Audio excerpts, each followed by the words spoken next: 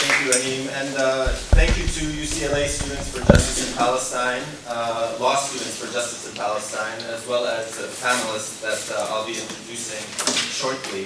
The panelists will be speaking for about 15 minutes each, and then we will open up to Q&A, for which we hope will be a fruitful discussion on the question of boycott, divestment, and sanctions.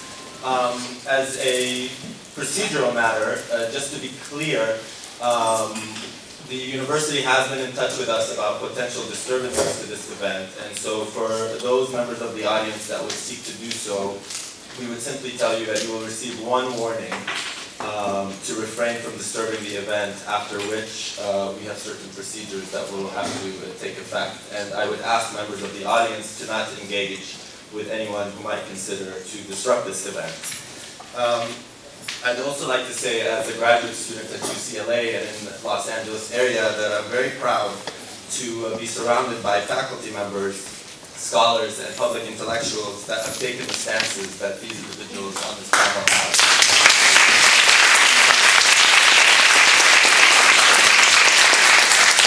I'm not so proud of being under a university administration that has unfortunately created several bureaucratic hurdles for the implementation of this event, and has shown no signs of such bureaucratic hurdles for hosting events that feature Israeli soldiers or mayors from Israeli settlements here at the law school and elsewhere on campus. So thank you to all of you for doing what you do.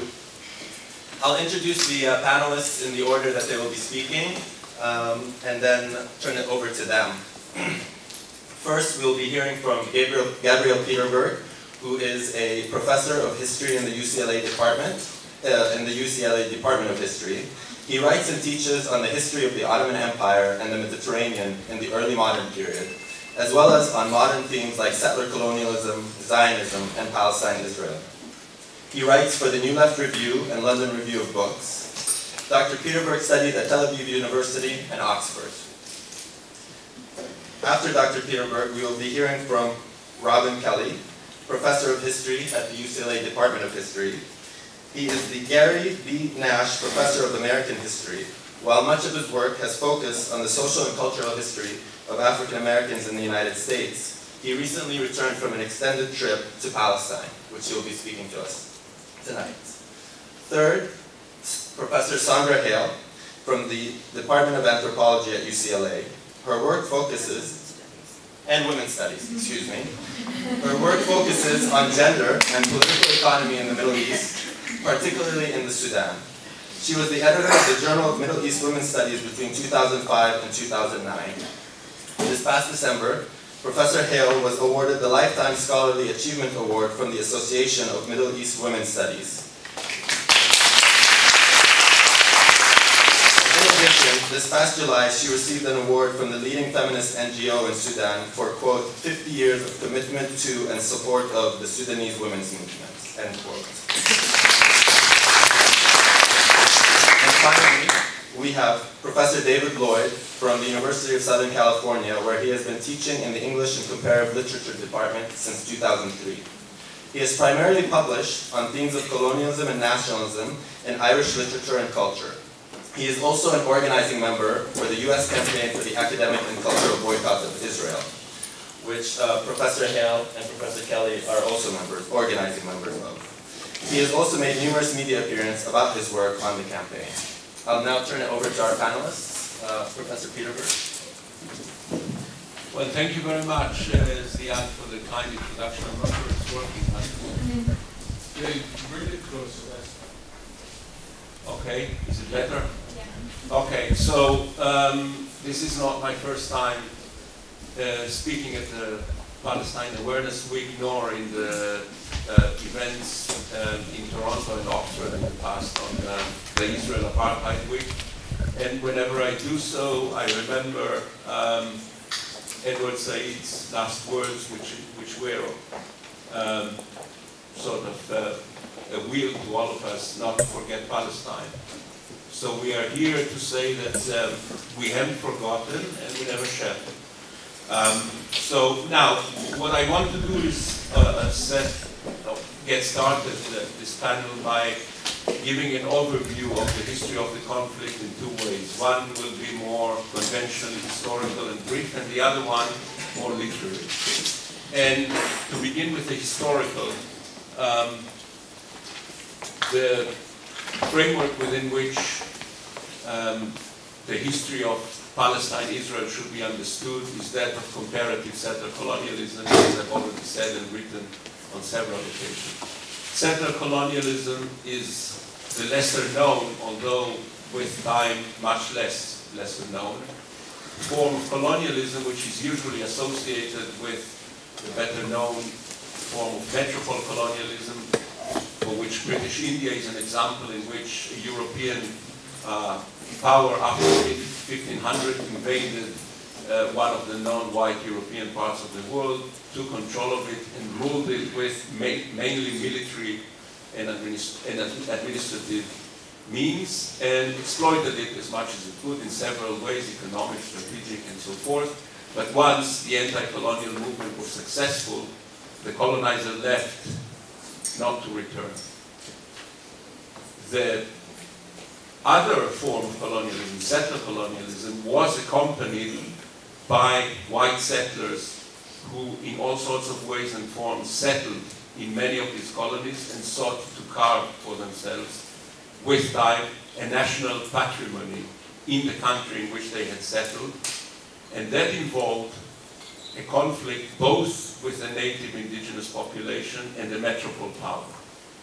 There have been in history three possible results of this configuration. One is a complete victory of the settlers, in which the metropole power was sent packing, and with dire consequences for the native population, which was basically exterminated, and if not exterminated, irrevocably removed and stopped playing a significant political part, even if it remained within the territory that now became a settler state.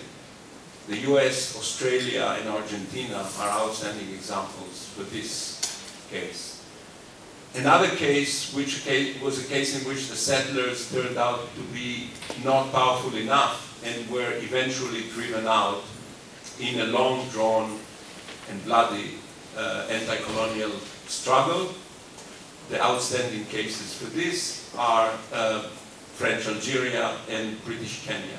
There was a third possibility in which the settlers won initially, but could not prevent later on an indigenous reassertion, as happened in South Africa, first and foremost, but also Rhodesia, Zimbabwe. Palestine-Israel is an interesting case which falls within this general framework, but has remained unresolved. Because on the one hand, the settlers have won, and the indigenous people have been defeated, ethnically cleansed, and put under all kinds of repressive regimes of either military rule or occupation in the occupied territories. Yet at the same time, and despite a growing, exponentially growing asymmetry of power between the settlers and their state and the indigenous population, the settlers thus far have not been able to translate it into an irrevocable removal of the indigenous population, despite several tries, which I'll mention in a few seconds.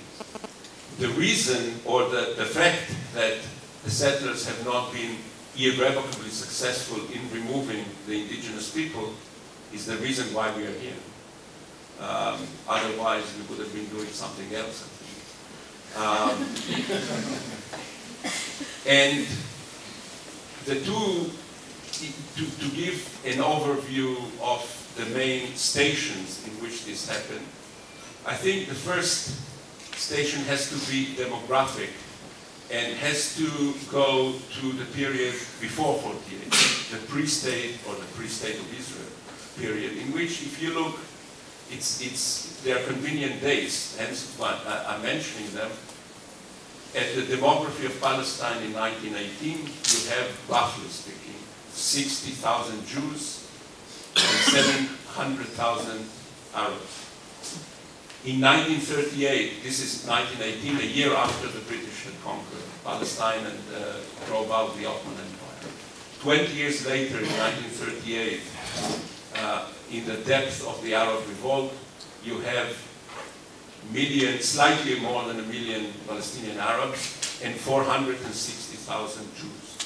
At that point, the presence of the Jews becomes irrevocable in Palestine, and this is one of the major turning points, in my view, in the development of this colonial or settler-colonial conflict between a national movement of white settlers, Zionism, and a reactive national movement of the indigenous Palestinians.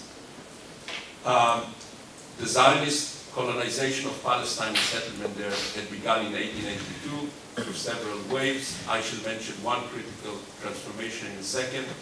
But to go back to the major events, after their arrival, in my view, the first major event that needs mentioning is the 1936-1939 Arab Revolt, which is insufficiently understood because in the suppression of that revolt, ruthless suppression of the revolt by possibly the largest anti-colonial revolt in the colonial world in the first half of the 20th century, the British broke the back of the Palestinian society.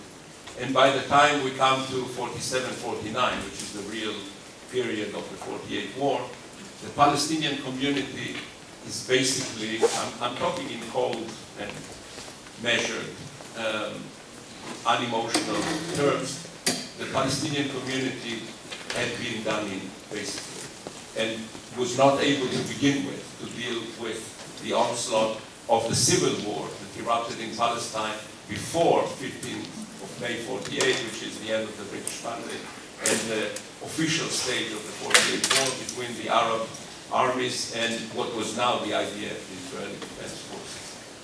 Now, the result of this 48 war was the formation of the State of Israel and a massive ethnic cleansing of at least 750,000 Palestinians from their homes, basically thus far with no return.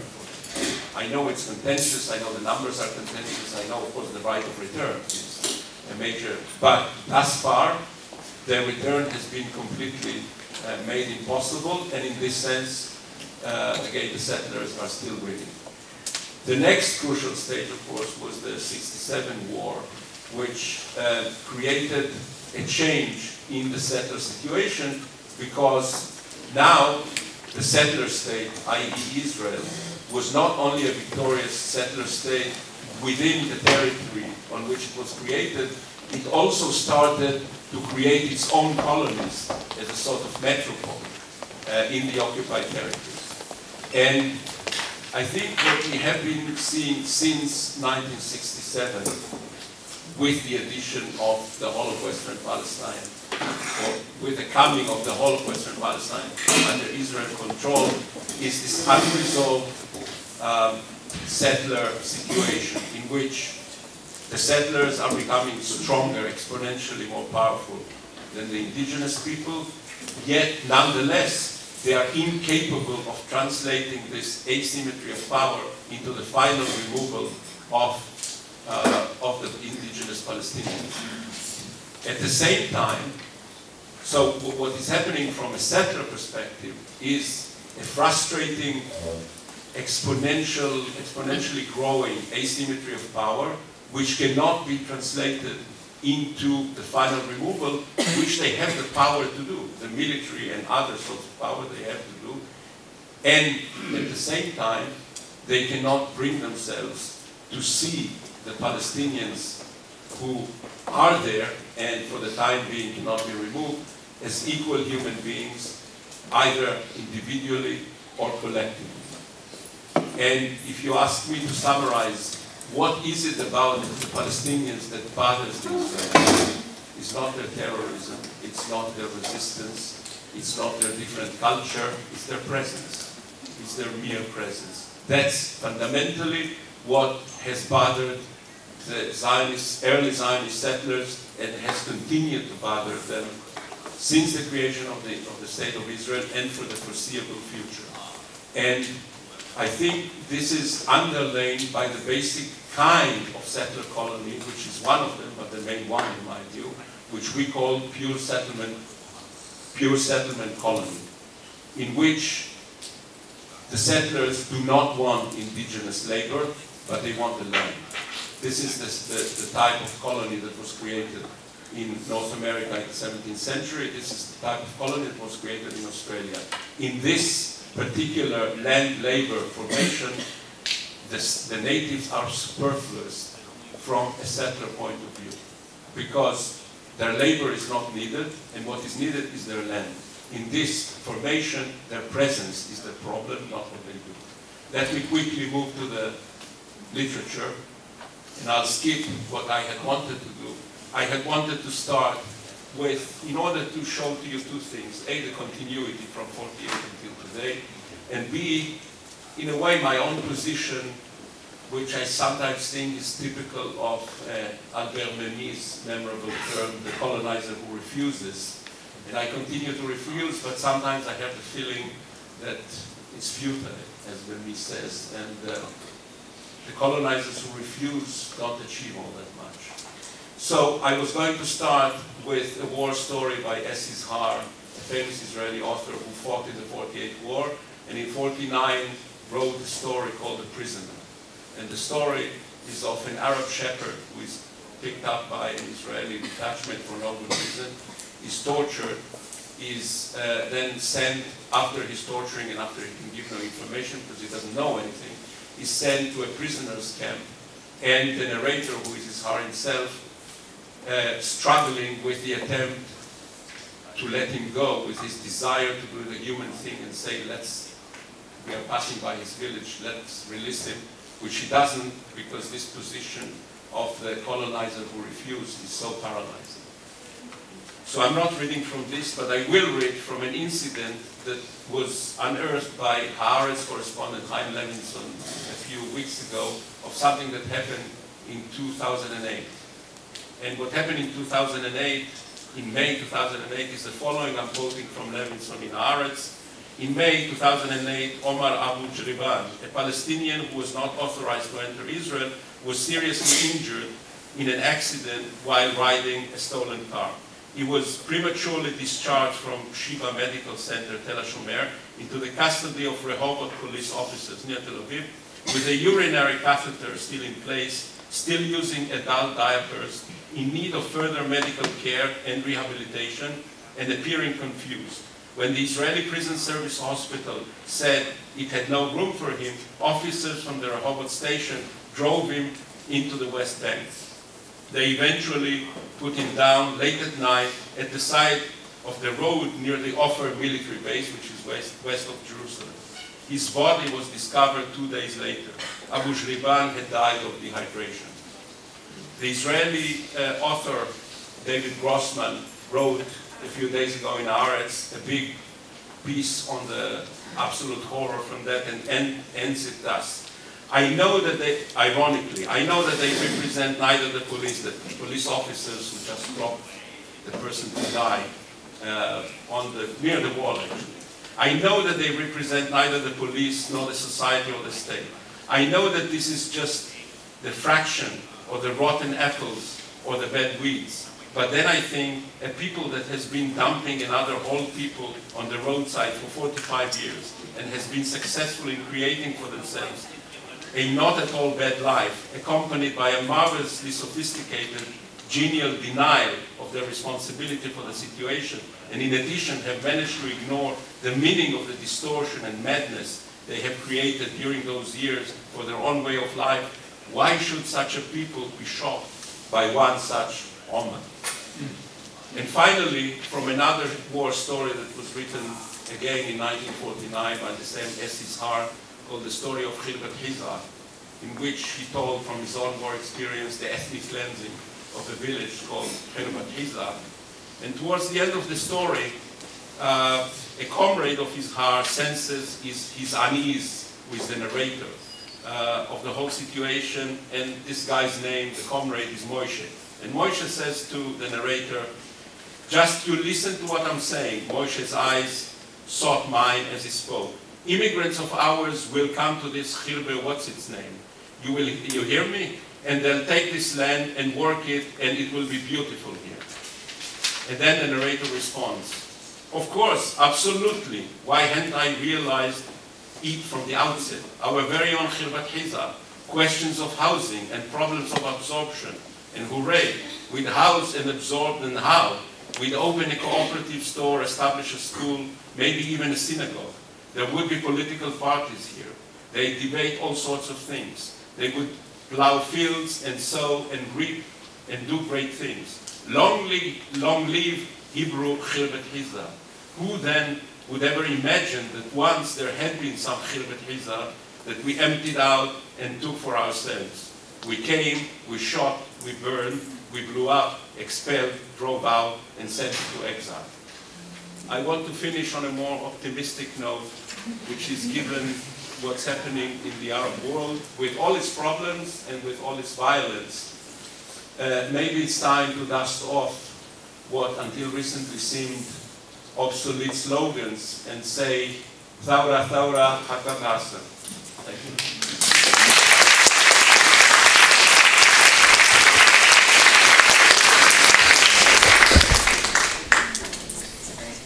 Can you hear me? Okay. Well, thank you. I want to thank the organizers, Justice in Palestine, for inviting me to participate in this. It's very important for me having just returned in January from essentially a 2-week trip to the West Bank and to parts of, well, I'll tell you in a second. We did not go to Gaza, it was basically West Bank. And I went partly under the auspices, or at least under the influence of the U.S. academic help from Boycott Israel. And I thank Cherna Gluck, who's here, who actually recruited me to be on the advisory board, which I didn't realize how it would change my life, really, because I've been active in a number of different struggles, since I was a graduate student here back in the 80s, before most of you were born. And something about that trip really turned things around, made me realize not just how urgent the situation is, but that how embarrassed I am. I have to say how embarrassed I am by the fact that having come out of a long struggle to end apartheid in South Africa, that being a formative period of my political life, and a formative period of many, many of my comrades who came up in the 1980s and early 90s, and how absent they are from this. Particularly being in the Black struggle for freedom, and how the voices are just nil. And that's something that I really want to spend some time working on, how to build some support and solidarity. Anyway, so let me tell you about this trip. There were 5 of us, all scholars. Nefertiti Tadiar was a professor at Barnard College. By the way, these are amazing, brilliant people. You can just read their stuff anyway. Nikhil Singh at NYU, Keolani Kananui, who's at Wesleyan in anthropology, Bill Mullen at Indiana University, and myself. Where did we go? We went to Ramallah, we went to Hebron, Bethlehem, in the West Bank. We went to East Jerusalem, and on my own, I went to Nablus. I spent an additional 4 days there, doing some research, talking to people, and just experiencing life. And by the way, in East Jerusalem, I made sure to stay in a Palestinian-owned hotel, which was a wonderful place, which I could talk about that. In any case, what did we see? Well, without hesitation, we saw a version of apartheid. There's no question that the term actually applies. We saw a system of legalized segregation in education, land, marriage rights, housing, employment, and in some cases even public accommodations. I'm going to skip over a lot of stuff because I realize, I don't want, sometimes you preach to the choir, so I don't want to repeat things you already know. We talked to people, we discovered, which shocked me, of course, despite the fact I've read a lot, Palestinian children imprisoned for stone throwing. In Israeli military courts, Palestinian children, basically age 12, are tried as adults and can be detained for 90 days without access to an attorney. And before I get into the horrors we saw, let me talk about what was really inspiring about the trip. Because I think that's where I want to lead from. Part of what made this significant was our direct engagement with Palestinian intellectuals, who, in my view, are, some of the most brilliant minds on the planet are here at Birzeit University, or are Palestinian Israeli scholars at Haifa. We met at Ma'at al-Kamal, the Arab Center for Applied Social Research. We met scholars at Muwatin, the Palestinian Institute for Civil Democracy, which actually pretty much sponsored our trip or organized some sessions. And what's interesting about that trip, we first met the president of Birzeit, Khalil Hindi, who not only affirmed his support for BDS, but he insisted that the one issue on campus that united everyone, with a few exceptions, was support for boycott, divestment, sanctions. And that's from a university president. A university that has a history of being shut down and closed by Israel. A university that has a history in which one of the presidents was actually abducted by the IDF. That's a whole other story, which we could talk about. But it's a different kind of place. So that was exciting. We also met with faculty there at Birzeit, and in our conversations, we had a spirited discussion about the effectiveness of boycott as a strategy, its possibilities, its limits. What we took away from those conversations wasn't just some incredible thinkers in terms of some of the very things that Gabi was sharing with you. The nature of settler colonialism, the impact it has, social, psychological, economic. But we not only learned from that, but we also learned about the huge sort of war on education waged against Palestinians. And academic freedom was one of the main issues. In fact, there's already a boycott. A boycott that's been going on against Palestinian intellectuals for decades. And I won't talk about that because even his wonderful paper after me by Professor Sondra Hale, which I had the pleasure of reading, is just fantastic, so you should not read.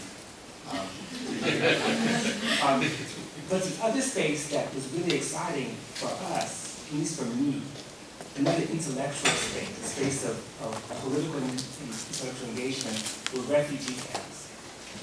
Specifically, the Aida refugee camp just north of Bethlehem, to Bethlehem in Jerusalem, where I met the founder of the Arwad Cultural Center, or Theater Center and Society, Abdul Fattah Abu Sor, who I'm actually bringing to this campus on April 24th, so make sure you don't miss that.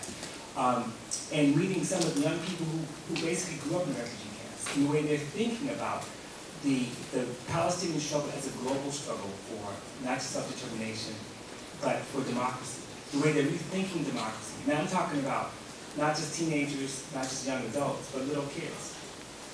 So these spaces, that actually look like prisons, spaces in which you could barely walk between buildings, and where holes are in people's dwellings because the IDF is tearing up holes in people's houses to get from apartment to apartment to find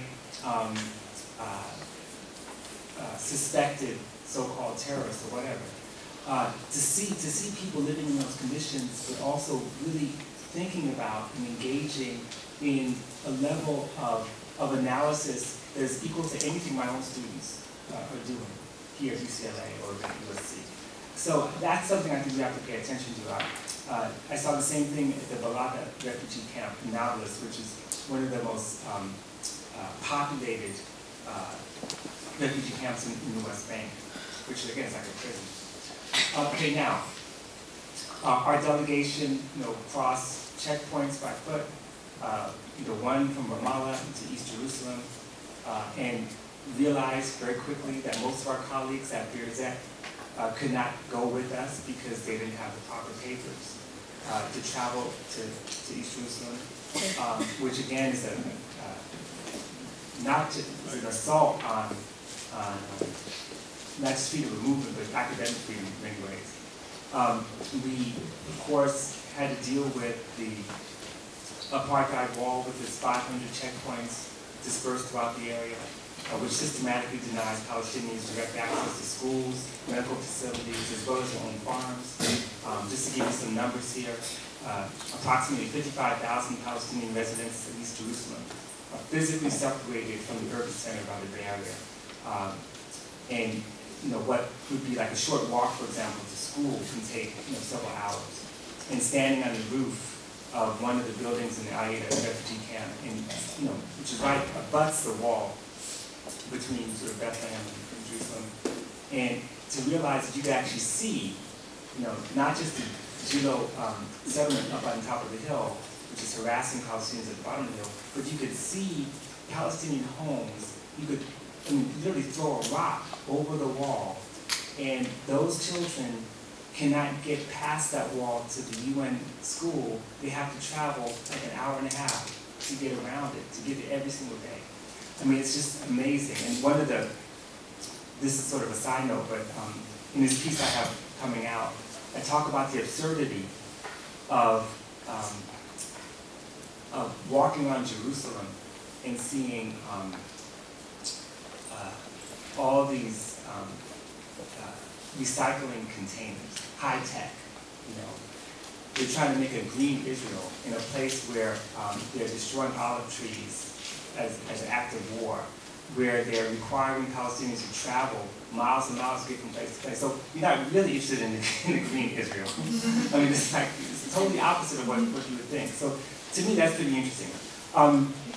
Okay, we went to Hebron. I don't need to say much about that because everyone has seen videos. Our walking tour, though, was fascinating to walk in the main market and to see steel wire placed over the main market because settlers who had colonized the apartments overlooking the main market would throw refuse and rocks and eggs and human waste onto merchants to try to drive them out.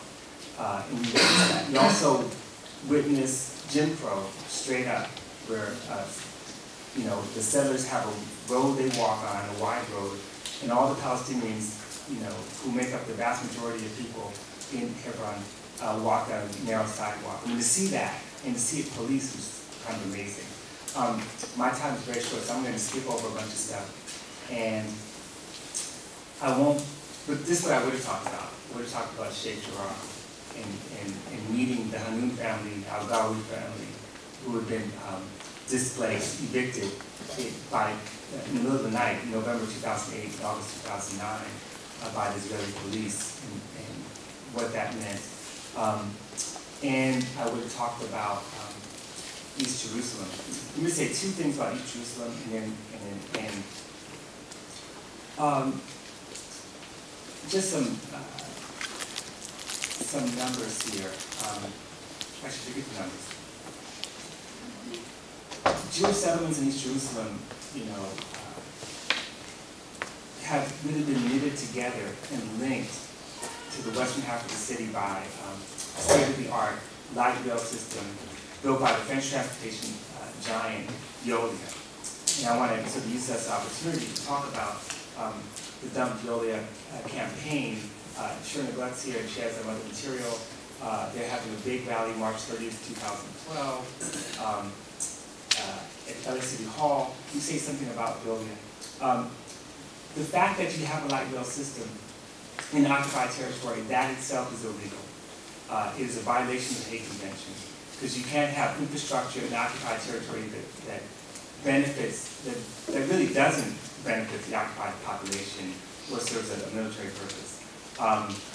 The other thing is that Veolia has a trash dump in West Bank's Jordan Valley, which is used for waste produced within Israel as well as in the settlements, in violation, again, of international law. And as some of you may know, LA has a contract with Lloyd to run the downtown dash bus. So don't take the dash bus. And also go to the rally and protest. It's pretty ridiculous. And let me just close with some thoughts. I mean, I have lots I could say about describing the trip, but let me just a couple of thoughts about what all this means. Based on that experience, based on what I've read, based on my conversations with many people on this panel, who I think are geniuses on this question, you know, you quickly learn that much of the opposition to BDS is not about occupation at all. Indeed, as Ilan Pape said the other day in his talk, and others have said this many, many times, the occupation has actually become something of a burden for Israel, despite the fact that the cost of occupation has been shouldered by the Palestinians themselves, which is the genius of creating the Palestinian Authority. Rather, there's a perennial problem of expanding settlement in the occupied territories without annexing these areas. Because once you do that, once you annex the areas, you have to deal with the people. Palestinians come with it. And the dilemma has always been, I think, and this is exactly what Gabriel was saying, you know, it's about the presence of Palestinians. And the dilemma has always been, how do you create a land without a people when there are people there? Hence, some manifestation of the Nakba, of the ethnic cleansing, or just the realities of the colonialism persist to this day. This, of course, brings up the demographic threat idea, the real heart of the matter, which is to maintain a Jewish majority. And this is why, among right and left, the law of return is sacrosanct, while the right of return is heresy. Right? And on this question, this is where even the most sophisticated intellectuals, some of my colleagues seem to check their critical faculties at the door.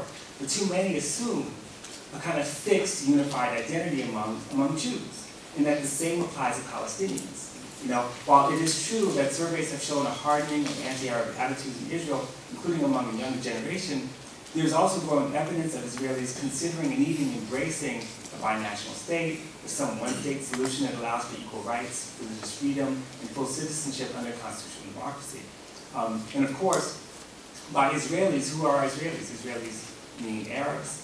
Israelis also mean Muslims, Christians, Mizrahi Jews, who have suffered their share of discrimination along with Bedouins, who don't have any rights, basically. So what does this mean?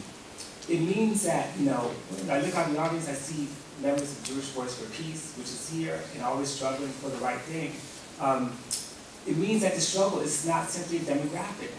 It's not about bodies or religion, but it's about ideas, a different vision of the future. If we compare Israel-Palestine with other settler colonial societies, we have to recognize that every regime was brought down or transformed not by the colonized alone, but through a united front, both with dissident elements among the settlers, as well as global solidarity movements. And because the status quo could not govern without undermining the safety, liberties, and privileges of settler society. So remember, walls have two sides, and the militarization of Israeli society affects everyone differently, of course, but no one is immune. Recall that the Nationalist Party was defeated in South Africa by the UDF, United Democratic Front, which was comprised of Africans, colors, Indians, and white people. Or in the Portuguese colonies, where the cost of colonial war led to a coup that toppled the Salazar regime and ended colonial rule. So as I end, let's think about BDS as a movement, not just as a kind of act, but as a conversation, to use Ilan Pape's description, a conversation that could produce a new idea of the future in which everyone's involved and everyone's complicit. Thank you.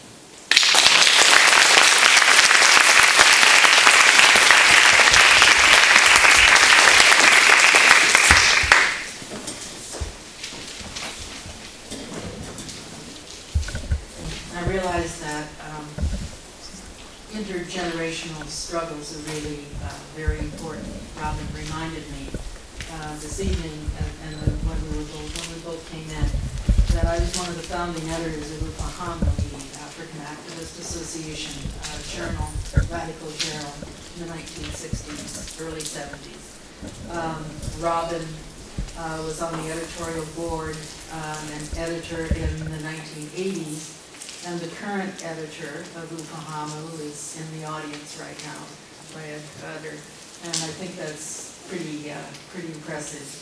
that we can carry on these progressive struggles intergenerationally. Makes me feel old, but other than that. My presentation actually has a title. I always like to give titles because it keeps me organized. The title is Academic Freedom, DDS, and the Responsibility of Academics and Public Intellectuals. I'm speaking, as Ziad had said, as one of the founding members and formerly part of the organizing committee of the U.S. Committee for an Academic and Cultural Boycott of Israel. I'll be referring to it as the U.S. Committee. Okay.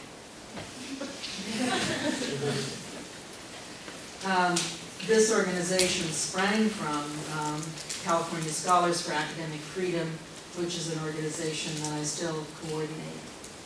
I mention California Scholars for Academic Freedom because we are kept especially busy responding to the violations of the academic freedom of people of Middle Eastern descent or scholars of Middle East studies within and without the U.S. Academy more than any other cases.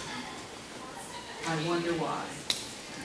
As we know, the U.S. Academic and Cultural Boycott Committee is only one of many that are springing up all over the world. But what sets the U.S. committee aside from most is that we're working within the bastion of support for Israel anywhere in the world.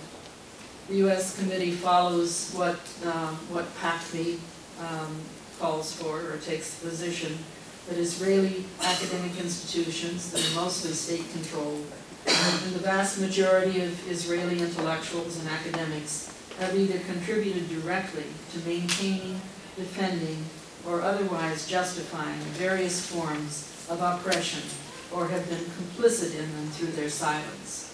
Israeli universities are not these innocent institutions that we're picking on, in other words.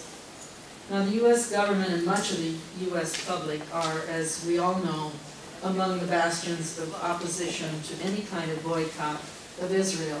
And I have to add UCLA, unfortunately, add UCLA to that list. UCLA has been one of the bastions of opposition to any kind of progressive movement with regard to changing the Israeli government policies as maybe a handful of other universities in the country.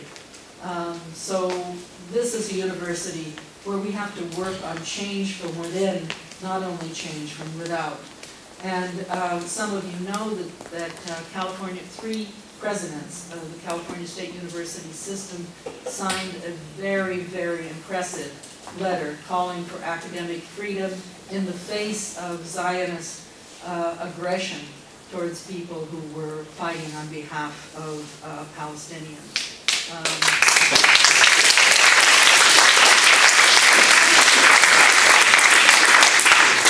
So what I suggest in terms of working from within is that we put enormous pressure on our administration to also stand up for us when for those of us who are fighting on behalf of Palestinians, stand up for our academic freedom, make a statement, and have some courage. Now, academics are among the people that have attempted to violate the academic freedom of others who have spoken up on behalf of Palestine, blindly following a Zionist lobby that argues that an academic boycott of Israel would fly in the face of academic freedom. And I contend that that's a spurious argument, a false argument. I ask if such an argument makes the concept of academic freedom meaningless. Is there something sacred about academia that somehow, supposedly, transcends other values and morals that many academic freedom defenders profess to care about? That is, namely, justice and human rights. Why would Israelis such as Ilan Pappé, Neve Gordon, and Amira Haas, to name only a few, call for an academic boycott? And I think I can put Gabi Piterberg in that lot as well. Why would these Israelis be calling for an academic boycott? And just as some academics like me called for an academic boycott, of U.S. academic institutions during the war in Vietnam.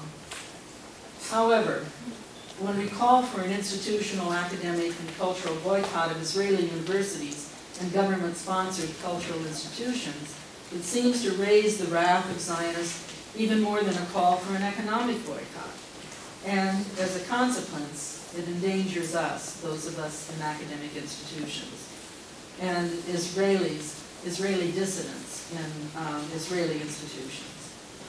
In 2006, I prepared a paper entitled, If Ever There Was a Time, Academic Boycotts and Societies in Crisis, that I was supposed to deliver at an international conference in Bellagio, Italy.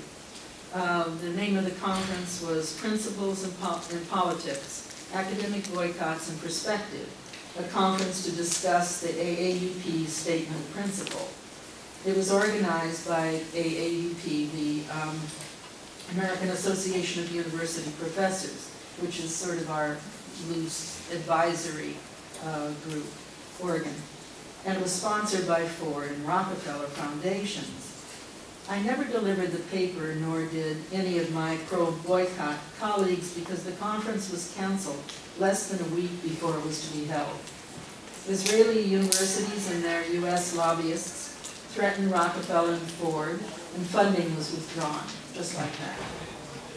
It seems that Israeli lobbyists were afraid even to discuss academic boycotts, even if the academic discussion was sponsored by a liberal organization, the AAUP, that had already taken a stand against academic boycotts. Still, we weren't allowed to discuss it. I ask you, who were the violators of academic freedom? Now, academics are a strange lot. Many U.S. academics want to think of themselves or ourselves as public intellectuals, which is a kind of romantic term. But some of these same people shy away from the responsibility of standing up to what the U.S. government is doing to Palestinians, not to mention Iraqis and Afghans, of course, and also what the U.S. government directly and indirectly is doing to education in Palestine. Where are the public intellectuals on this issue? Well, we do have a changing context.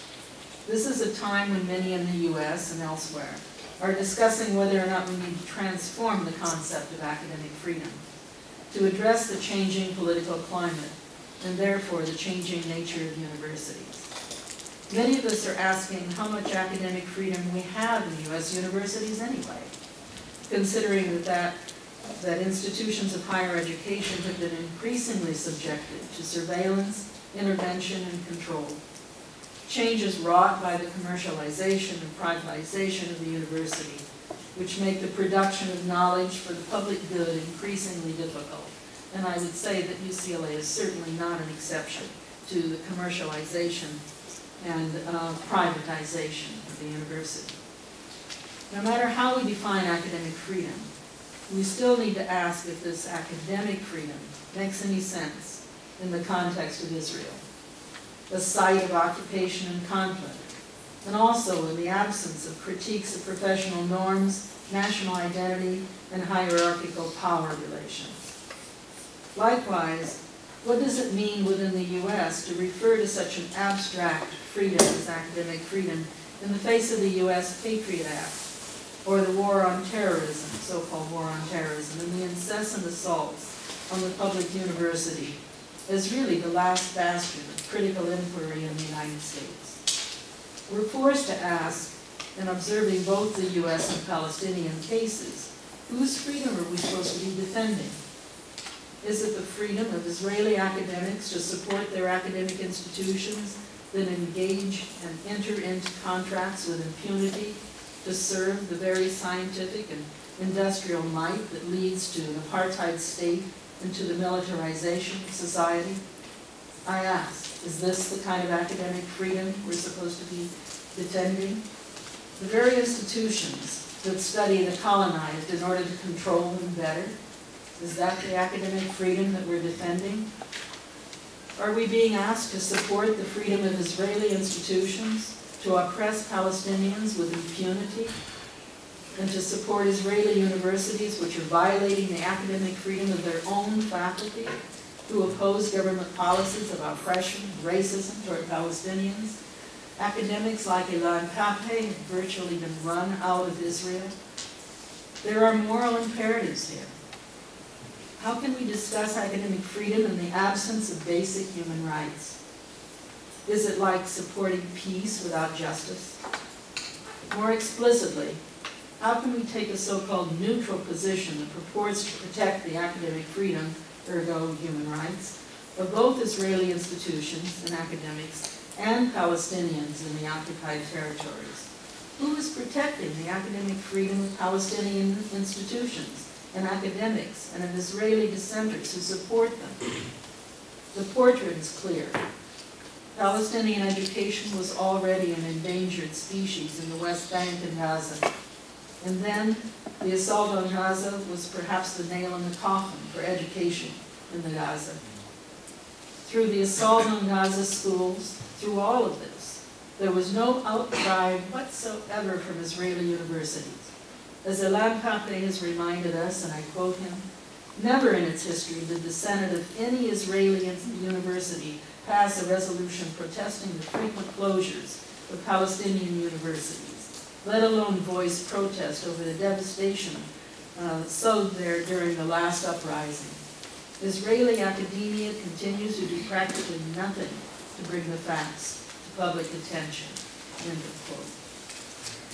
All the while that education in Palestine is being devastated, Israeli academics continue to collaborate in contracts and projects that build the military machinery. In fact, through all of the withholding of education from Palestinians, Israeli academics continue to enjoy material advantages internationally, visiting teaching posts, fellowships, having their articles published in international journals, getting their books published, receiving general academic funding and travel at will, and still we are not calling for an academic boycott of individuals. These very individuals that in fact take money from a government that supports the militarization of the society and the devastation of the education of Palestinians. We are not asking for an individual boycott.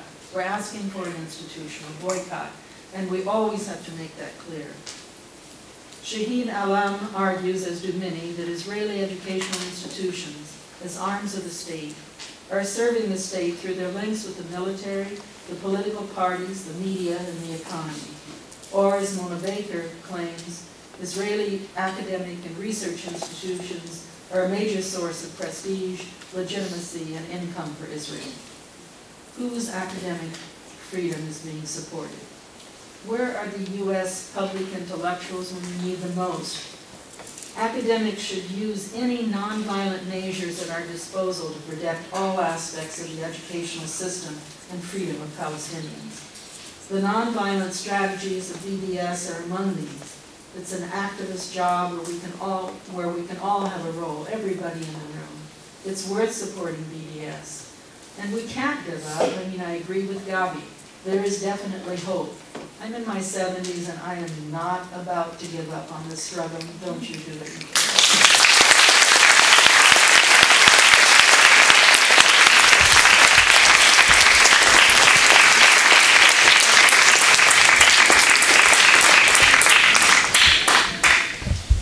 Good evening. I want to join my colleagues here in thanking the organizers for putting this together, and I also want to thank you all for being here. It's great to see these numbers. I'm not assuming that everybody here is for BDS, and I'll be talking to that in a second.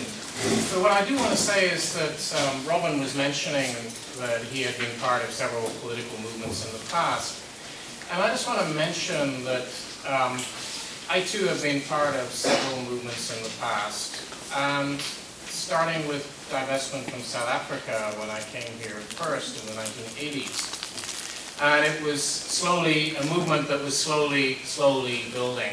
And then suddenly it took off on these campuses around the country. And within a few years, South African apartheid was no more. I was part of the East Timor Action Network that was fighting against the Indonesian occupation of East Timor which was a massive genocide of more than 20% of the population there. Suddenly, that movement took off, and East Timor is now an independent nation. All my life, I've been part of a movement in my own country for civil rights, that is, in Ireland. And for 30 years, people were fighting for some fairly fundamental civil rights in Northern Ireland, which had declared itself a Protestant state for Protestant people. Since the late 1990s, there is now a power-sharing regime in Northern Ireland, and it is no longer a Protestant state for Protestant people. At a certain moment in all these kinds of struggles, you get up in the morning and you sniff the air and you know something's changing. That something irrevocable has happened and that victory is coming. It takes a while, still takes a lot of organizing, and that's what you're here to do.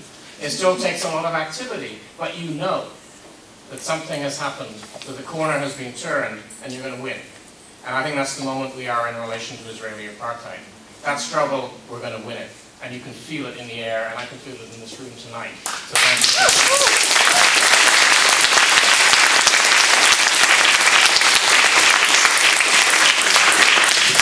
So everybody's already spoken very eloquently about the nature of the Zionist regime and the apartheid it inflicts on people, and I'm not going to dwell on that part. What I really want to do is talk almost technically about the nature of boycotts and why they apply, where they apply, when we should take up the strategy of boycott, in order to think about what arguments we still need to present, because you're all here, but there's a whole lot of people out there who have yet to hear about the boycott, let alone to think about why they should get involved with it.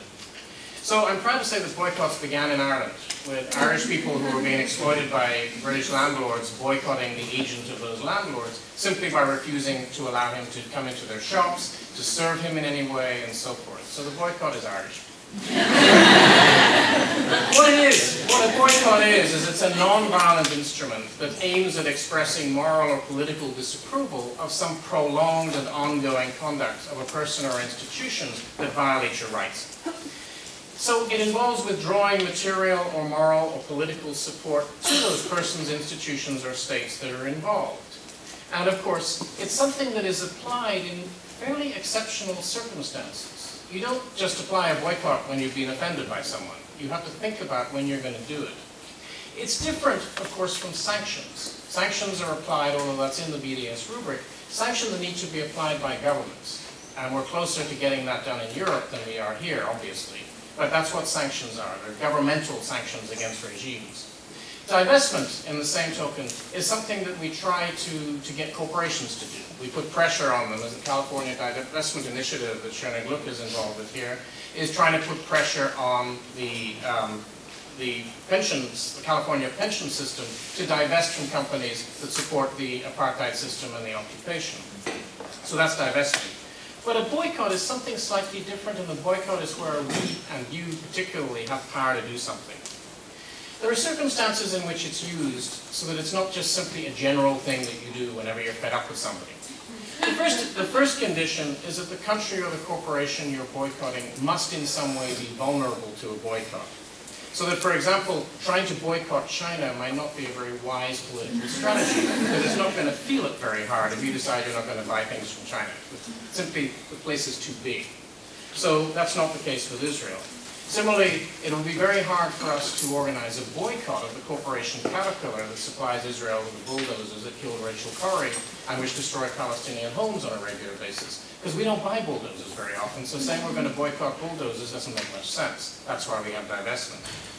The second condition is that to do a boycott, the country that you're boycotting needs to have a relatively open public sphere. That is, there's no point in boycotting a dictatorship. Even sanctions against Iraq didn't really work because the very people who were most vulnerable to those sanctions, the Iraqi people, had no control over the policy of their government. So that in a certain sense, there must be a sense in the country that they are a democracy. That was the case with South Africa. They believed they were a democracy, a white democracy of course, but they believed that very strongly. And to be boycotted made them feel that they were not part of the polity of democratic nations around the world. By the same token, although Israel is manifestly not a democracy for reasons we can discuss, including the fundamental distinctions it makes in its basic law between citizenship, which everybody has, and nationality, which only Jews have, it is not a democracy, but it claims to be. Therefore, to be boycotted by civil society of nations that it respects and wants to be part of gives it a high sense of vulnerability. Fourthly, the boycott is something that must have been called for explicitly and be desired by those who are occupied or oppressed in that country. We are, in the US ACLI organization and the BDS movement worldwide, following the call that was put out by the Palestinian civil society in July 2005, in which more than 170 Palestinian civil society organizations, including trades unions, teachers unions, churches, mosques, religious organizations of all kinds, and so forth, have all participated. So that it is a Palestinian-wide movement, as Robin was saying, not something that has just been imposed by leadership. And I want to come back to that point in a second. Finally, the boycott, or not finally, that's another point, a boycott needs to have very clear goals that the nation or society or the corporation that is being boycotted can actually meet. There's no point in boycotting people and saying you must end all human suffering. You've got to say what it is that you want the people who are being boycotted to do. Now let's be very clear what the goals of the Palestinian BDS movement are. And they are non-violent punitive measures that will be maintained until these conditions are met, which fundamentally amount to recognizing the Palestinian people's inalienable right to self-determination and Israel's compliance with international law. Firstly, by ending its occupation and colonization of all Arab lands and by dismantling the separation wall that separates the West Bank from the rest of the historic Palestine. Secondly, recognizing the fundamental rights of all Arab Palestinian citizens of Israel to full equality. Now that's very important because it points out that there would be no end to the problem of apartheid if you simply gave the Palestinians on the West Bank some kind of Bantustan-like state. There would still be the condition that a large minority, about 20% of the population of Israel, are still disadvantaged in systematic ways. Thirdly, respecting, promoting, and protecting the rights of Palestinian refugees to return to their homes and properties, as stipulated in UN Resolution 194. So the third point is the return of the refugees. Now, it's often said that the return of the refugees would put an end to Israel as it's presently constituted. That may be true. It's still a UN resolution, and it's still a right under international law that has to be respected. And if anybody has some explaining to do, it's the people who refuse to respect an internationally recognized human right.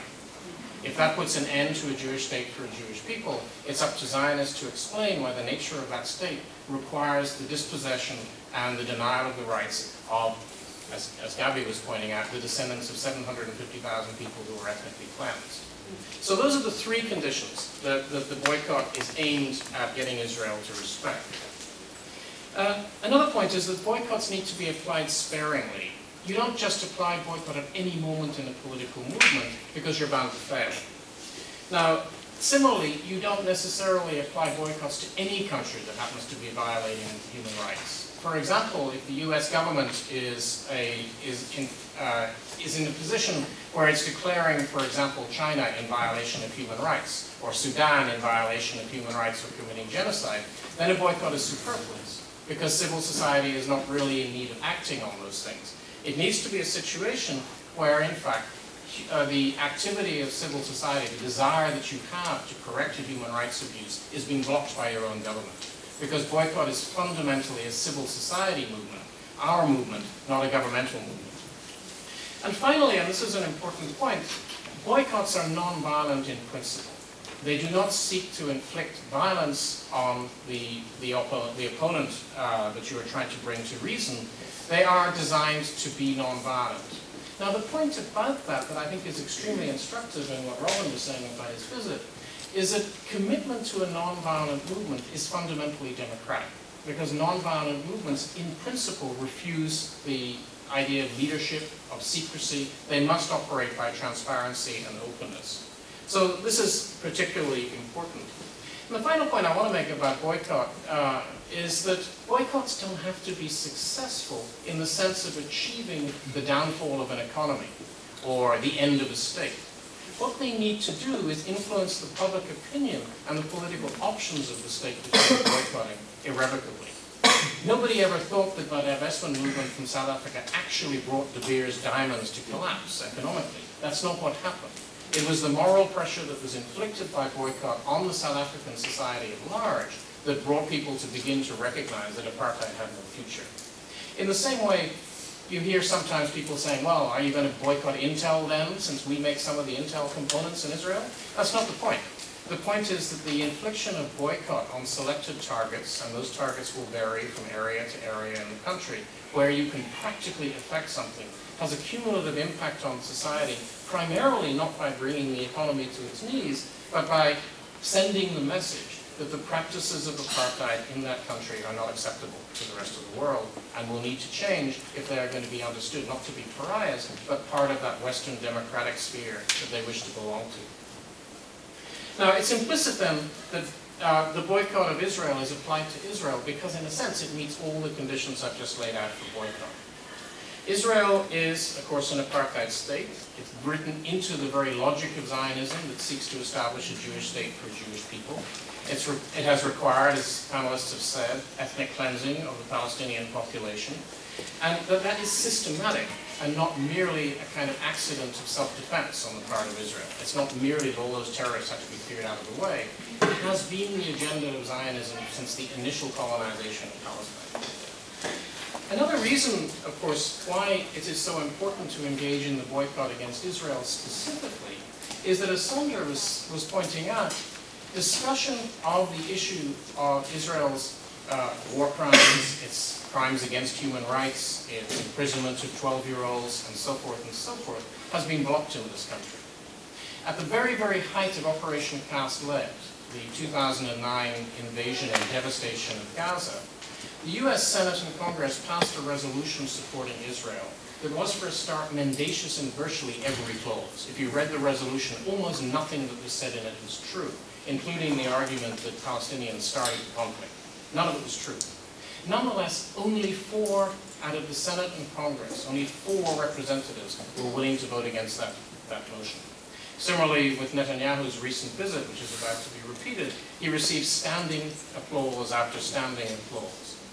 In other words, given that the Obama administration seems unable to take action against the Israeli government, even when they start expanding settlements during Joe Biden's visit, it is quite clear to us that both the Congress and the White House are in lockstep with Israel.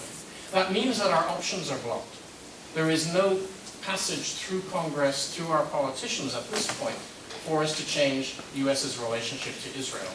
During a period when your country is giving $3 billion a year to support Israel, most of which goes into weapons, which are used to suppress Palestinians. That means that boycott is the only method that we have available to us. The practice of BDS is the only way that is available to American civil society and to global civil society to change Israel's conduct in its violation.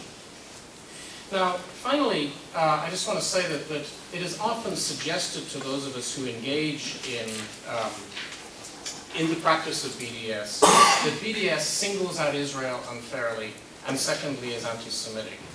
Now, Sondra has dealt very well with the objections to academic boycott as a violation of freedom of speech, so I won't go into that one.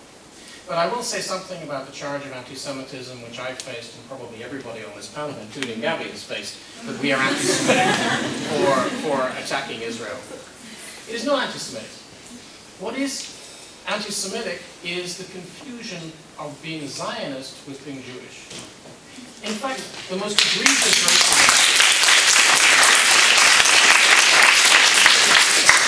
egregious racism that you can inflict on any person is to say that because they belong to one religious group, ethnic group, or racial group, they must believe certain things. They must identify with that state that is supposedly their representative of the people, that they may not object to its conduct, that all those people think alike. Secondly, it's not singling out Israel. Robin pointed out that he'd been involved in many political movements. You've heard that Sondra is involved in Sudan. Gabby has been involved in many things. I've been involved in many things. There are many, many injustices in the world, and we've been involved in those that we can be involved in, and sometimes, partially involved, and sometimes fully involved.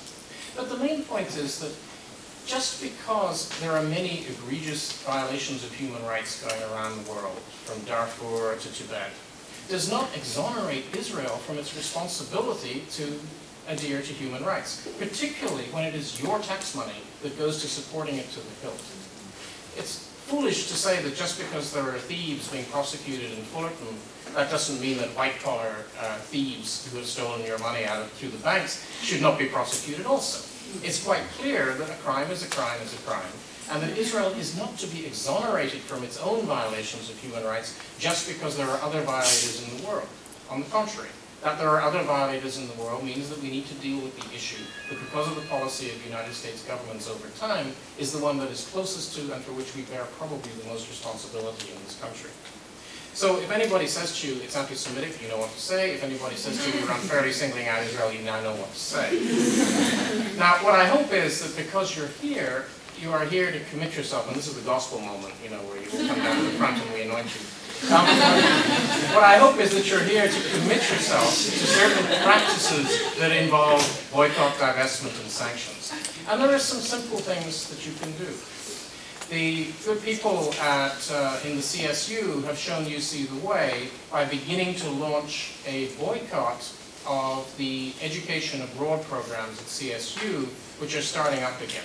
They were suspended for a while because of the State Department's suggestion that there was danger to people visiting Israel-Palestine during a certain period, and now in both UC and CSU, these education abroad programs are being reinstated. Now, it's important to know that if you are of Arab descent, if you are Lebanese, if you are Syrian, if you are Palestinian, and you go with one of these education abroad programs to Israel, you are extremely likely to be stopped at the border and subjected to humiliating search, even arrest and detention. Now, I say that not because I made it up, but because that's what the State Department's website says. There is a warning on the State Department's website. You go there, you'll find it. It takes a bit of searching. They don't put this in big headlines, but it's there. And indeed, Donna Shalala. Anybody remember Donna Shalala? Okay, right. In the Clinton administration, now president of Miami University, went on a delegation of university presidents on a voyage to Israel to collaborate with Israeli universities. So she was on this VIP trip, but she decided, being of Lebanese descent, that she'd visit some friends who happened to be living in Israel. And she was dropped off at the airport in Tel Aviv, and when she was dropped off at the airport at Tel Aviv, she went to check in, and she was taken aside and detained for an unspecified length of time by the Israeli authorities. Why? Because she's Lebanese. Now, she hasn't seen fit to protest this, but I think maybe we should protest such things, because they have also been happening to students of Arab descent who are going on these education abroad programs. So I think this is a very, very important initiative that you could start here, right here at UCLA, by investigating what happens to students who go to Israel on these education abroad programs, which are, on their face, discriminatory and therefore against the written policies of UC and every other university I know of in the country. The second thing you can do is get involved in the California Divestment Initiative, and there is a little letter that you can sign outside at the table asking the California pension funds to divest from companies that do business with Israel that substantially supports the occupation, the apartheid wall, and segregation. And thirdly, as has already been mentioned by Robin, there's the case of Veolia. And I hope that you will also join the campaign against Veolia. It's pretty simple. Bus number 2 goes straight from here downtown. You can hop on that. It's not run by Veolia, so you're okay. And you can hop off downtown, and within an hour you're there from UCLA, and you can join the protest. So hopefully we'll see you there at the protest. So pick up the little flyer and be there. Thank you very much.